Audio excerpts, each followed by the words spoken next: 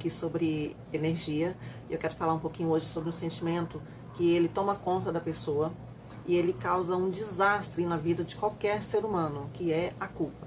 A culpa é um dos piores sentimentos que o ser humano pode ter. E ela é tão devastadora, que à medida que você se sente culpado, quando naturalmente ou induzido por alguém, aquilo vai te corroendo por dentro de forma que você entra num estado de depressão terrível. E muitas pessoas chegam a cometer suicídio por conta do sentimento de culpa. A cada 100 pessoas doentes, 50%, ou seja, 50 pessoas ficam doentes pelo sentimento da culpa em si. E muitas vezes essa culpa ela não é natural, não é algo que aconteceu, que a pessoa tomou consciência dessa culpa, e sim ela é uma culpa induzida. Outras pessoas talvez, induzem essa culpa a um determinado fato. Então, fazem uma tortura psicológica, que isso é o que a tortura psicológica é um dos caminhos, é um dos braços que levam até a famosa culpa. E essa culpa ela é devastadora, de tal forma que a pessoa fica ela fica depressiva, ela fica tóxica, ela se torna uma pessoa tóxica. Não uma pessoa má, uma pessoa tóxica, onde tudo que sair dela vai ser algo negativo, vai ser algo pessimista. Por quê? Porque para ela o fato culpa é responsável de toda e qualquer tragédia que acontecer na vida dela, na vida de quem está perto dela, né, da pessoa, e assim por diante. A culpa ela é um sentimento contagiante e que ela aflora assim, de tal forma que mesmo se você tiver a consciência, você não quer levar aquela responsabilidade sozinho. Então se trata de uma responsabilidade emocional, de uma responsabilidade afetiva. Por exemplo, eu falei algumas vezes sobre gratidão gratuita. A gratidão gratuita ela entra muito bem aqui nesse caso. Então, quando uma pessoa ela é ajudada por outra, né, e de repente ela não quer mais ter contato com essa pessoa que ajudou, né? Ela tem que ser grata, sim, grata, mas não ser escrava da gratidão. Então, a gratidão gratuita, ela trabalha muito esse consenso e ela traz à tona a culpa no ser do eu superior. Do eu superior, que eu digo pessoa física, eu, não do eu superior é Deus. O meu eu, meu egocêntrico, a culpa que eu carrego, a culpa a responsabilidade que foi provocada em si. Então, a responsabilidade afetiva, ela é um dos fatores primordiais para que a pessoa possa ser taxado como culpado. E acontece muito assim, aquela coisa, de repente, tem pessoas que são assim, geralmente quem é assim é uma pessoa tóxica. Tem uma briga, tá aí, o casal brigou e de repente um deles pegou e saiu de carro e bateu com o carro, uma tragédia, uma coisa ruim. Fulano, você é culpado. Se você não tivesse brigado com fulano, fulano não teria batido o carro. Esse é um clássico. Esse modelo de culpa, dessa forma, onde a pessoa, quando acontece algo no externo ruim, é a culpa da pessoa. Mas se a pessoa tivesse acontecido algo bom, positivo com ela, a responsabilidade era somente da pessoa. Então, ou seja, a coisa ruim, que é o que é relatado da culpa, fica para quem ficou para trás. Então, a culpa é sempre da pessoa que tem menos argumentos e de repente ela já argumentou tanto para poder resolver uma situação que não faz mais sentido os argumentos, né, nesse momento. Então, aí a pessoa fica sem fala, fica sem perspectiva, sem expectativa de um prosseguimento, de um relacionamento melhor. Então, quando eu falo relacionamento, eu quero deixar bem claro, eu não falo somente sobre casais. O relacionamento, ele é global. Então, é família, conjugal, com amigos, ambiente de trabalho, seu convívio social, com os seus vizinhos, com lugares que você frequenta, os estabelecimentos que você frequenta. Então, sempre que eu mencionar relacionamento, é dessa forma. A menos que eu frise um caso específico, como eu frisei aqui agora. Suponhamos que um casal brigue, né, e quando sai de casa, um pega e acontece. Então, não existe uma pessoa que deixou o outro culpado. Não existe essa situação. O que existe é a absorção de responsabilidade. Então, se tem alguém que tem algum problema pessoal comigo e vem procurar resolver, tirar satisfações, impor um grito, uma autoridade ali, eu preciso criar o escudo, que foi o que eu falei no vídeo passado. Então, eu crio o escudo, para lá. Até aqui você pode vir, daqui para cá não. O que significa isso? Significa que eu não posso tomar para mim a raiva do outro. Eu não posso levar comigo a responsabilidade afetiva do outro. Eu não posso levar comigo a responsabilidade emocional do outro. Então, o outro ele tem que se manter na posição dele, depois do escudo. E quando a gente consegue conscientemente criar esse escudo, a gente consegue ter uma vida mais leve, a gente consegue ter uma vida mais saudável, a gente consegue viver bem emocionalmente falando, mentalmente. A nossa saúde mental, ela melhora bastante. Agora, quando eu vejo um atrito, e se de repente aquilo eu tomo aquela briga pra mim, aquilo já me contaminou, porque já me incomodou. Então, assim, eu querer conversar, querer resolver, é muito diferente de tomar uma responsabilidade emocional para mim. Então, se eu vejo um casal brigando, e se de repente eu não concordo com a postura de um dos dois, e se me pedem para poder interferir, o melhor caminho é o diálogo. E não apontar o dedo. Fulano, você é o culpado. Fulana, você é a responsável por isso. Inclusive, essa questão de você apontar o dedo, a gente trabalha dentro da linguagem corporal como algo acusativo e abusivo. Então, nós não devemos apontar o dedo para ninguém. Então, tem pessoas que já conversam com você de forma que já nem percebem, já virou tão automático, tão mecânico, que apontar o dedo para a pessoa é uma coisa comum, mesmo em tom de brincadeira. Não se deve apontar dedo para ninguém. Falando em linguagem corporal, quando você percebe que a pessoa está com um comportamento agressivo, sem conversar com ninguém, ela está extremamente estressada, o escudo. Então, aprenda a criar o seu escudo. Então, quando você cria a sua proteção, você consegue viver melhor, você consegue se alimentar melhor, você consegue melhores amizades, você melhora o seu fluxo de energia dentro da sua família, dentro do casal, com os filhos principalmente. É muito importante que os pais saibam ponderar a raiva e o nervosismo na hora da crise, da briga.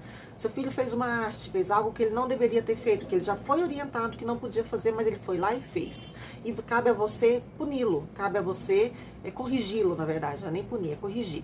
Cabe a você corrigir. E no que você vai corrigir, às vezes você vai com tanta raiva, mas com tanta raiva, que você acaba agredindo a criança de uma forma física, que naquele momento não é necessário isso. Eu não sou daquela forma de pensar, não pode dar uns tapinhas, não pode, que é agressão. Não, eu acho que de vez em quando, se for necessário, quando o filho não escuta, quando ele está querendo realmente chamar aquela atenção e você precisa de dar um corretivo, que a sua fala não tá, uns tapinhas eu acho que não tem problema nenhum. Mas eu sou contra a agressão. Eu já vi casos assim de agressão com criança, de criança ficar machucada, ficar roxa, ficar até de quebrar algum membro, um braço, uma perna, uma costela. Eu já vi criança que de tanto apanhar quebrou uma costela, porque foi jogada para um lado, jogada para o outro. E isso é gravíssimo, além de ser crime, né? Então, mas é preciso que os pais saibam o seu posicionamento perante os filhos, a autoridade que ele tem que ter perante os filhos. Os pais, os responsáveis por uma criança, por um adolescente, eles têm a autoridade que precisa ser respeitada. Então, você tem que aprender a como ser a autoridade do seu filho. Você é mãe de primeira viagem, pai de primeira viagem, é a primeira vez que você está lidando com seu filho. Mas você já viu filhos de outras pessoas reagirem de forma que você pode ter achado um absurdo, postura de alguma criança, e pode ter dito, se fosse meu filho eu não faria desse jeito. Então, primeiro, vamos analisar cada situação, vamos analisar o problema de cada família. Se teu filho fez algo que te desagradou, então de forma particular, chame ele, converse com ele. Se vocês estiverem fora de casa, prepare-o para que vocês vão conversar em casa, entendeu? Olha, corrija, mas não o envergonhe na frente das pessoas. Não humilhe ele na frente das pessoas. Não diga um apelido que ele não gosta na frente das pessoas para poder humilhá-lo. Isso é grave também. Gera um trauma muito grande na criança, e aí já não entra mais a questão do bullying. E essa falta de respeito, ela tem que ser comedida. Então, o seu filho ele tem que respeitar você como pai e mãe, mas você também tem que respeitá-lo como ser humano.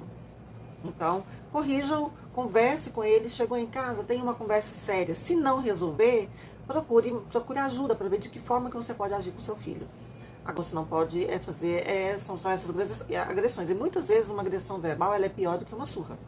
Muitas vezes, você falar um palavrão, falar um xingamento, é muito pior do que um tapa para poder corrigir. Mais uma vez, eu não sou a favor da violência, quero deixar isso bem claro aqui. Mas eu só tô falando que a agressão verbal, ela mexe de forma psicológica pro resto da vida, onde a pessoa vai ficar doente, vai para uma terapia e vai levar um bom tempo para poder entender os próprios sentimentos. E aí vem a tão chamada culpa. Seu filho vai para a escola, depois de um dia de briga, depois de ter levado uma surrinha, uma bronca, um corretivo, e aí ele tira nota baixa na prova. Aí ele vai inverter isso para você. Ah, eu tirei nota baixa porque você me bateu, eu tirei nota baixa porque você brigou comigo, eu tirei nota baixa porque você me corrigiu de tal forma. E olha só. Então, levando a responsabilidade para o pai. Então, tem criança que faz isso, tem criança que é muito esperta para fazer isso. Elas aprendem a fazer isso. Como que aprendem? Vendo o comportamento dos adultos. É a única forma de uma criança aprender. Vendo o comportamento de um adulto, seja ele quem for. Pode ser os pais, podem ser os pais de um coleguinha, pode ser o professor, pode ser... Então, em qualquer experiência, ele pode levar isso para casa. E aí é onde você tem que... Pera lá, você está querendo me responsabilizar por você ter tirado uma nota baixa? Então vamos voltar. Se você sabe que teu filho tem uma prova e que ele fez algo muito errado, só deixe, então, um alerta. Boa prova. Ok. Depois da prova, chegue e conversa com ele. Por quê? Porque é uma forma de você se controlar emocionalmente, não dizer algo que seja indevido naquele momento e para que você seja assertivo. E a pessoa procurar ser assertiva é a melhor opção. Então, a gente tem que aprender a controlar os nervos, controlar a ansiedade, controlar a raiva, controlar o nervosismo. Porque quando a gente perde a cabeça, a gente fala muita coisa indesejável, a gente fala muita coisa que pode machucar pro resto da vida um ser humano, né? Isso em todos os sentidos. Os filhos, então, eles levam mágoas assim pro resto da vida por conta de uma coisinha. E se você não conversar com o seu filho sobre esse assunto vai ficar aí numa pendura, numa ponte aí por anos.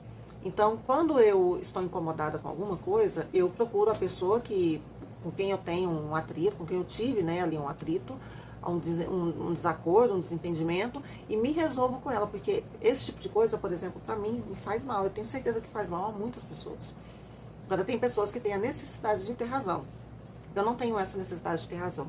Então, quando eu estou lidando com uma pessoa que tem a necessidade de ter razão, eu espero um pouquinho para poder conversar e faço a pessoa entender, através de uma conversa, de um diálogo, que a pessoa exagerou, que não precisava daquilo. Então, assim, é uma forma da gente conseguir se resolver em casa, em família. Então, isso é extremamente importante. Então, você aprender a conversar, você aprender a se resolver, a dialogar, né, com o próximo. Então, se você, pai, mãe, brigou com seu filho, colocou ele de castigo, dê um tempo, vá ao teu quarto dele, que geralmente, né, pode ser onde fica o castigo. Mas não coloque ele para ler um livro, não coloque ele para estudar no castigo, porque senão isso vai virar, o aprendizado se torna para ele um castigo. Então, não faça isso. Coloque ele para pensar. Vai ficar de castigo no quarto, vai pensar sobre o que você fez. Depois de um tempo, você vai até ele, conversa, fulano, por que você está de castigo?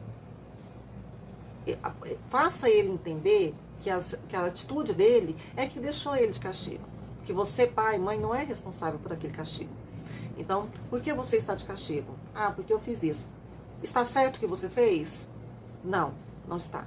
Então, o que acontece com a pessoa que faz algo que não convém? Fica de castigo. Então, é por esse motivo que você está de castigo. Então, faça isso com seu filho, né? E é uma leitura, é uma prática que eu aprendi muito com o livro Quem Ama Educa, do Isamitiba. Então tem Quem Ama Educa da capinha vermelha, que é para crianças, e o laranjado para adolescentes. Na criação da minha sobrinha, que mora com a minha mãe, desde né, que nasceu, e eu e ela fizemos parte da educação dela, como eu não tenho filhos, eu não tinha tido filhos, eu tinha 20 anos quando ela nasceu, e eu precisei lidar com essa situação de como educar. Tudo era novo. É uma criança, é um bebê, e a gente sempre foi muito de observar as crianças, né? E eu fui muito bem educada em casa, assim, pelos meus pais. Então, a gente quer levar a mesma educação, né? Mas só que não era meu filho da minha irmã. Minha irmã morava fora, né? Foi morar fora e ela ficou. E nisso, para poder entender, para poder aprender sobre a educação de uma criança, eu soube desse livro, Quem Ama Educa, e li o livro e as técnicas de aprendizado que me ensinou as técnicas que me ensinaram a lidar com ela foram fantásticas e todas tiveram 100% de aproveitamento. Então, em relação à questão de reconhecer o erro, de pedir desculpas quando necessário,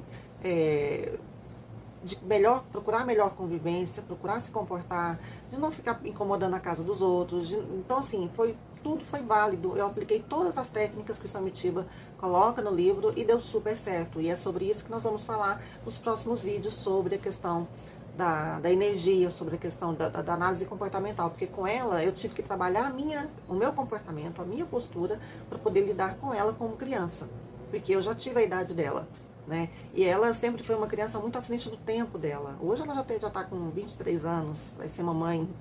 E o que acontece? Entender aquela idade de uma responsabilidade que era muito nova para mim, para minha mãe, né? Minha mãe foi mãe de duas meninas. Então a minha mãe, ela na prática estaria mais experiente para poder ajudar a criá-la, né? Agora eu não. Então, assim, eu precisei de apoio, né? Então, assim, eu e minha mãe conseguimos trabalhar muito bem isso. E busquei muita ajuda psicológica e leitura. Li muitos livros sobre comportamento para poder aprender a lidar com as pessoas, até porque eu dou aula para criança e adolescente também. Então, foi uma forma que eu encontrei de poder entender os meus alunos, de entender os filhos os filhos dos meus amigos, de poder entender filhos das minhas primas, de poder entender todo um contexto, e as minhas sobrinhas também. Então, até hoje eu faço isso. Então, eu estou sempre buscando conhecimento em relação a como cuidar das emoções. Então, assim, eu não carrego comigo, assim, uma culpa. Por quê? Porque eu sempre procurei resolver da melhor forma possível com as pessoas. Mas já aconteceu em determinado momento, nossa, não devia ter feito isso. Nossa, não devia ter dito isso. E não procurar corrigir. E não corrigir naquele momento. E deixar para trás. E aí, ficou. Então, aquela coisa, quem cala consente, eu nem sempre concordo com isso, mas tem situações que caem muito bem essa situação. Mas muitas vezes é melhor a gente não discutir demais com alguém, porque você acaba dando razão, acaba dando vazão para mais agressividade verbal, para mais falas indesejáveis. Então, de repente, é onde você tem que criar o escudo ali, ó, vamos parar por aqui? Depois a gente conversa. Não é o momento da gente conversar. No momento certo, a gente consegue se entender. Então, hoje eu quero falar um pouquinho sobre essa questão da culpa, para que a pessoa tome cuidado com a responsabilidade afetiva, com a responsabilidade emocional. Não tome para si aquilo que não te pertence. Não pegue o que não é seu, né? Então, aquela raiva não é sua, aquela briga não é sua, né? Você pode até orientá-la, mas não se contamine. Então, eu quero deixar essa mensagem, esse recadinho, né, para o dia de hoje.